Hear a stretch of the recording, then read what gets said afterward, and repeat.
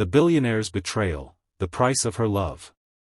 Who could tell a graciously beautiful and angelic woman would be perfectly crafted with an evil heart? Before we continue, please like, subscribe and share our videos. They say success demands sacrifice. For me, it demanded everything, my time, my peace, even my sense of self. While others chased love, I chased legacy. My empire was my only companion, and I guarded it like a soldier guards his last breath. My best friend, Kelvin, often called me the robot in a suit.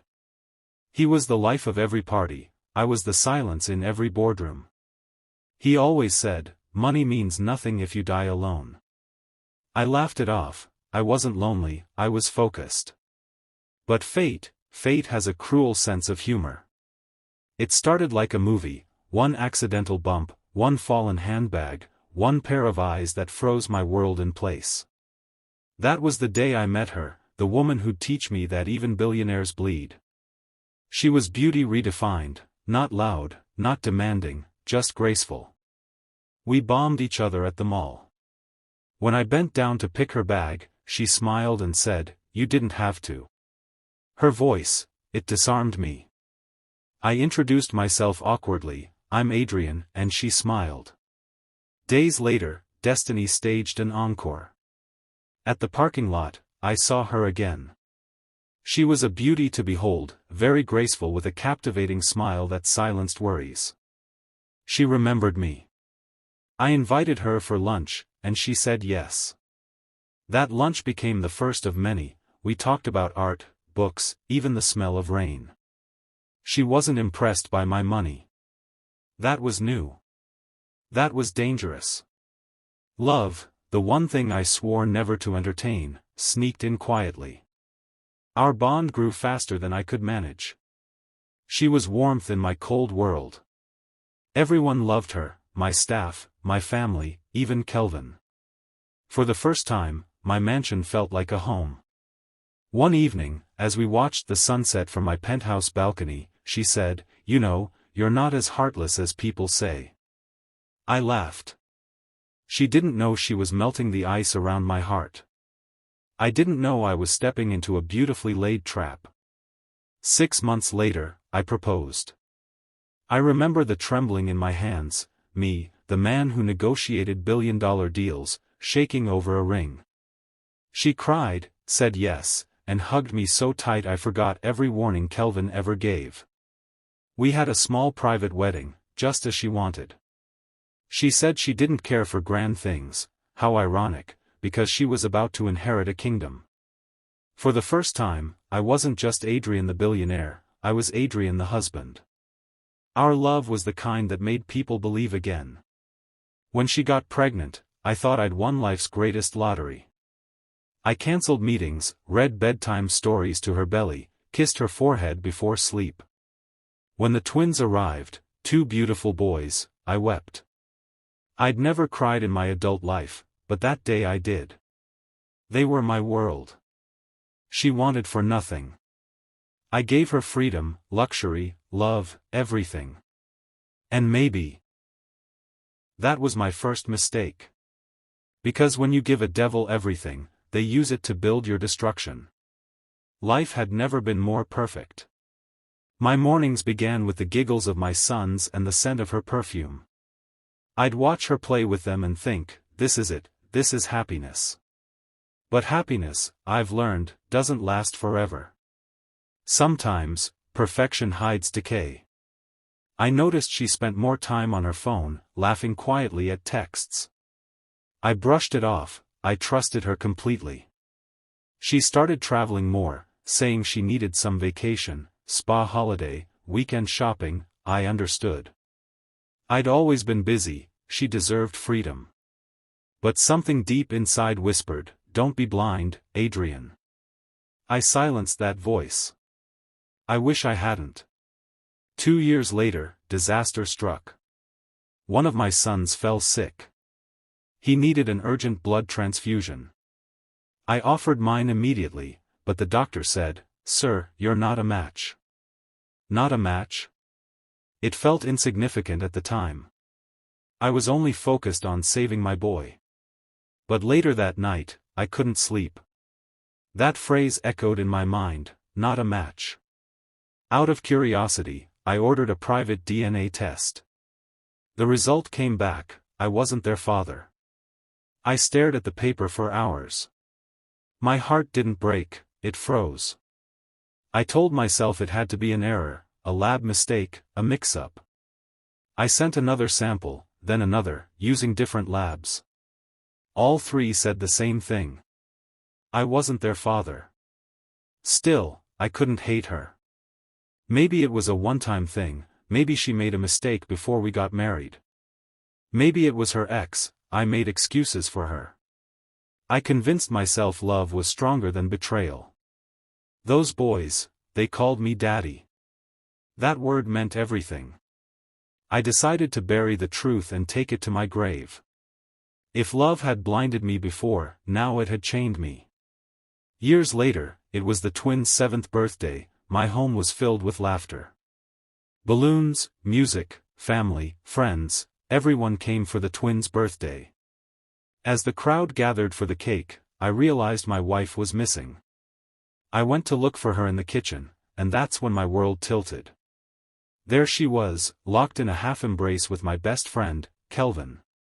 The man who knew every secret of my empire. The man I once called brother. They froze when they saw me.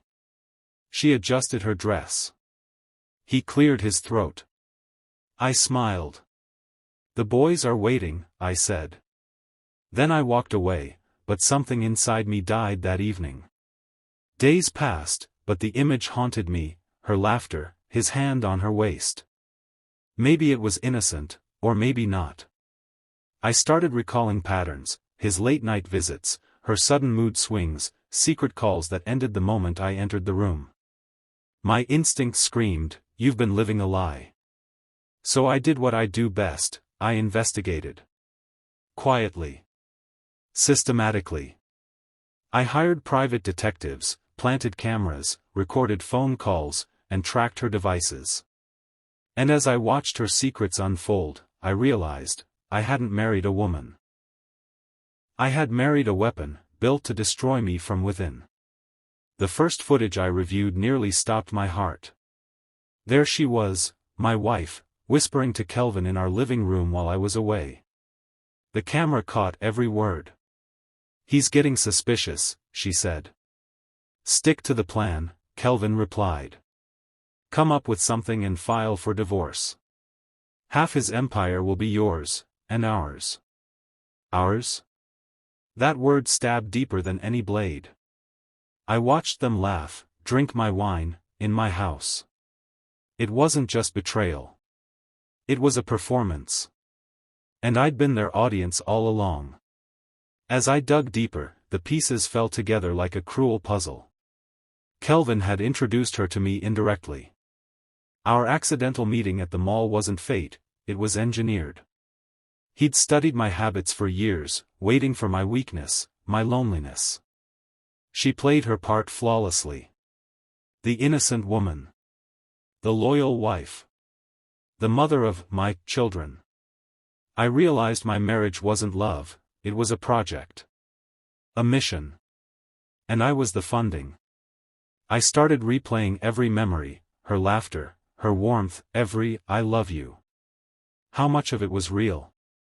One night, I watched her asleep beside me. For years, that sight brought peace. Now, it brought nausea. The woman I loved was a stranger. But I didn't confront her. I couldn't, not yet. See, when a man has lost everything, he either breaks, or he plans. And I wasn't going to break. I smiled more, laughed louder, bought her gifts, planned family trips. She thought I was the same blind fool. Behind the smiles, I was building an invisible war. I shifted assets, transferred ownership of companies, rerouted bank accounts, and placed my empire under trustees no court could touch. If she wanted half my wealth, she'd get half of nothing. All the while, I gathered evidence, hundreds of recordings, messages, photos. By the time I was done, the story wrote itself: the billionaire, the wife, and the betrayal. One night, I set the final trap. I left home unexpectedly, claiming I had an emergency meeting. My private jet never took off. I sat in my office, watching live feeds from my house. Kelvin came in 30 minutes later. "You said you'd end it," he hissed. "I will," she replied. "But I need to make it look real, like he hurt me." "The lawyers will eat him alive," Kelvin said. "He'll lose everything." That was it, their final act. I turned off the monitor, poured myself a drink, and whispered, "Game on." I watched them celebrate what they thought was victory. My wife moved into Kelvin's mansion, the same man who once toasted to our love. They dined, traveled, posted pictures, new beginnings, they called it. Meanwhile, my silence became their noose. My lawyers quietly filed new suits: corporate theft, evidence tampering, fraud. Every document was backed by undeniable proof. When you're fighting snakes, you don't strike first. You wait until they're too busy biting each other. It began with a leak, a single video clip on social media. My wife and Kelvin, whispering about the plan. Her saying, "Once he signs the transfer, we're gone." The internet exploded. Within hours, hundreds of clips surfaced: their meetings, bank transfers, and recordings of her rehearsing, crying scenes. I didn't post them. The automated release system did, timed perfectly to her next court hearing. She entered the courtroom as a victim. She left as the villain. She was shocked and surprised I knew all along. The scandal spread like wildfire. Brands pulled deals from Kelvin's firm. Investors withdrew. The board suspended him. My wife, now ex-wife, faced criminal charges for fraud and conspiracy. Her lawyer quit mid-trial. The judge revoked her claim to my estate. I sat in the courtroom, silent, watching her world collapse. She turned to look at me once, eyes red, lips trembling. "You ruined me," she whispered. I met her gaze and said softly, "No, you ruined yourself." Kelvin tried to flee the country. He was arrested at the airport, with fake documents and stolen cash. When the news broke, the headlines read, "Best friend betrays billionaire, ends up behind bars." It wasn't victory I felt, it was relief. The twins remained my sons legally. I told the court I didn't want them to suffer for sins they didn't commit. I built a trust fund for them, far from their mother's reach. Love had broken me once. But forgiveness freed me. Years have passed. I've rebuilt my peace, not my walls. Sometimes I visit the twins at their boarding school, they run to me shouting, "Daddy," and I remember why I stayed strong. My empire survived, but I learned something far greater than business. Never give your heart to someone who sees it as currency. Now, when people ask about my past, I smile and say, "Once, I fell in love with a storm. But I survived it, and built an empire from the wreckage." Because in the end, it wasn't revenge that made me whole. It was justice. And justice is the sweetest revenge of all. Do you think I should have made the boys' DNA results public? Do you think I should have called it off long ago before they hatched their plan? What do you think? Please let me know in the comments. Don't forget to like and share my videos, if you found it interesting. Thanks for watching.